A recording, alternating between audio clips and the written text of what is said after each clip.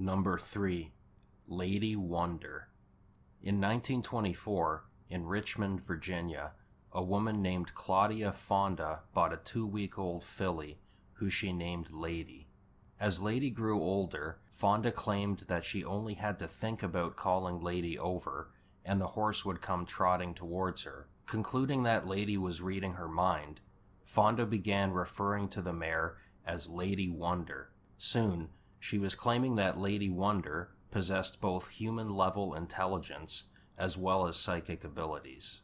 Using children's alphabet blocks, Fonda taught Lady how to spell out words by moving the blocks around with her mouth. Later, she constructed a special typewriter for Lady to use. The horse would press a lever with her nose, and a plate bearing either a number or letter would pop up. After Lady correctly predicted the outcome of the Jack Dempsey-Jack Sharkey boxing match in 1927, her fame grew, and Fonda began charging $1 to ask 3 questions of the horse. Over 150,000 people traveled to Richmond to do just that. At around this same time, several professors, psychologists, and parapsychologists traveled to Richmond to investigate the supposed psychic abilities of the horse. The results of these tests were mixed and ambiguous. In one example, Professor J.B. Rhine wrote Mesopotamia, Hindustan, and Carolina on a piece of paper, which he kept hidden in his pocket. When he asked Lady what he had written, she correctly typed out all 3 words. Another professor, named John Scarn, after observing Lady Wonder's act, concluded that the horse was exceptionally well trained,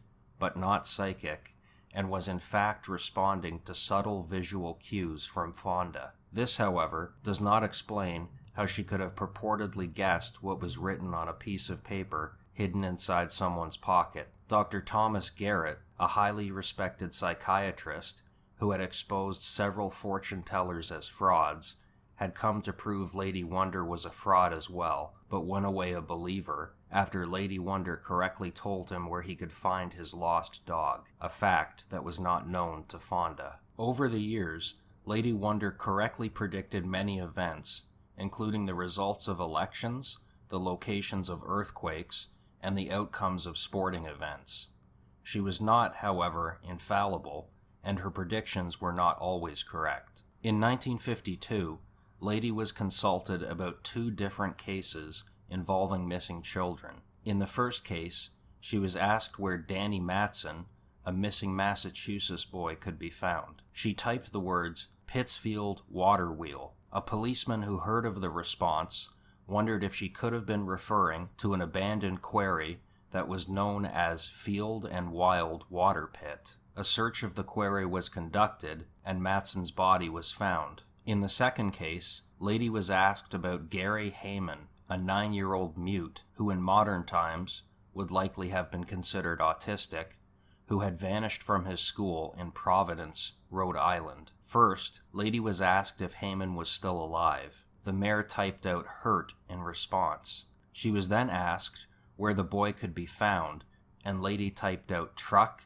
and Kansas. Asked if the boy could be found, Lady responded yes. Finally, she was asked if the boy was with good people or bad people, and Lady responded good. Based on this information, the boy's distraught mother requested that the Kansas State Police search for Heyman in that state. Several months after this prediction, a skull was found in the woods near Heyman's school that was believed to be his, and his death was ruled accidental. However, it should be noted that as DNA testing was not available in the 1950s, and it is unclear if dental records were compared, there are those who question if the skull was indeed Heyman's. Lady Wonder died in 1957 at the age of 33. Claudia Fonda died 2 years later in 1959. To this day, no one is really sure what to make of Lady Wonder. Her claimed abilities ranged from mind reading to clairvoyance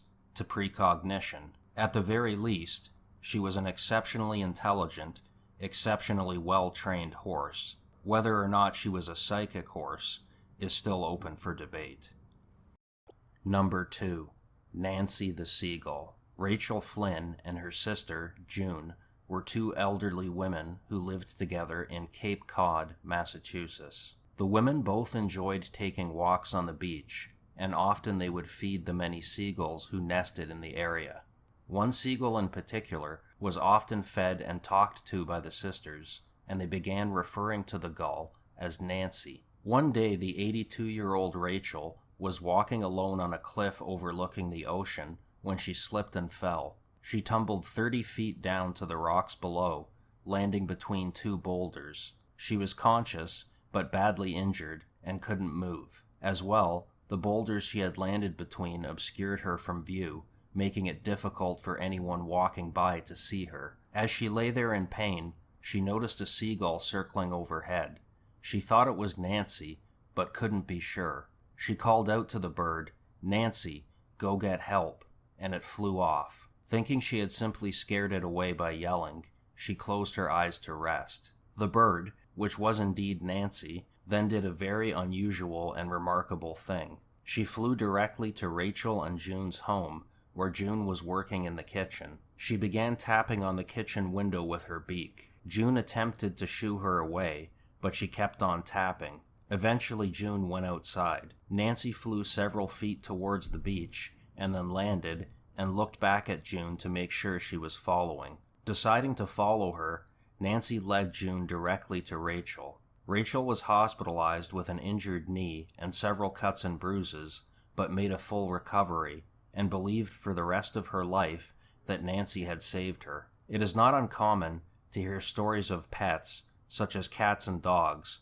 going to lengths to save their owners in times of need, but this case of loyalty, compassion, and intelligence displayed by a seagull makes it a truly remarkable story, and perhaps an indication that we don't often give animals enough credit when it comes to their abilities.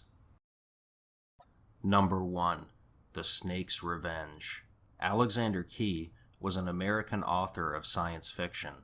Although not a household name, he wrote several popular novels, including Escape to Witch Mountain, which was made into a film adaptation 3 separate times, and, unusually for a Western author, had his novel The Incredible Tide adapted into a Japanese animated series called Future Boy Conan in 1978. In 1972, Key published The Strange White Doves, a non-fiction book, and one of his few works not in the science fiction genre. The book was instead a collection of true stories involving animals displaying higher levels of empathy, self-awareness, and intelligence than what is typically attributed to them. Of all the unusual stories in the book, one of the strangest came from Key's own uncle. As a young man, Key's uncle lived in Florida, in a home on a good-sized plot of land. He decided to clear some land for a garden, which necessitated the removal of an old tree stump.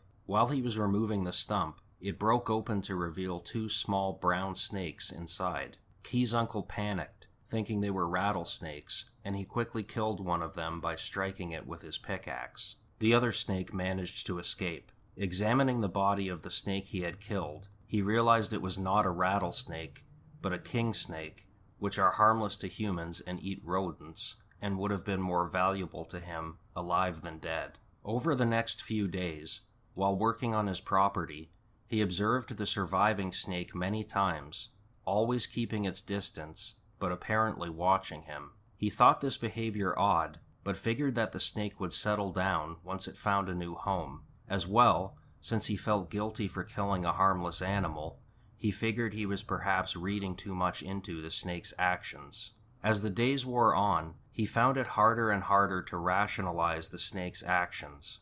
It would wait for him to leave the house in the morning and follow him around the property. Often he would lose sight of the animal, only to turn around later and find it sitting a few yards away, staring right at him. In the evening, when he would sit on his screened-in porch at the end of the day, he observed the snake crawling around the outside of the screens, apparently looking for a way into the house. By this time, his nerves were shot. He knew that few would believe him, but in his mind, he had no doubts. He had destroyed the snake's home and killed its mate, and it was trying to get him. At this point, he felt he had to kill the snake in order to preserve his own sanity, and he stashed weapons all around his property in preparation. A few days later, as the snake slithered over to watch him as he worked in his garden, he was able to grab a hoe and kill it. According to Key, his uncle was haunted by the strange incident for the rest of his life. So in a way, the snake did get its revenge. Thanks so much for watching today's video. Hopefully you found it interesting. If you did, please like the video, check out my other videos, and subscribe.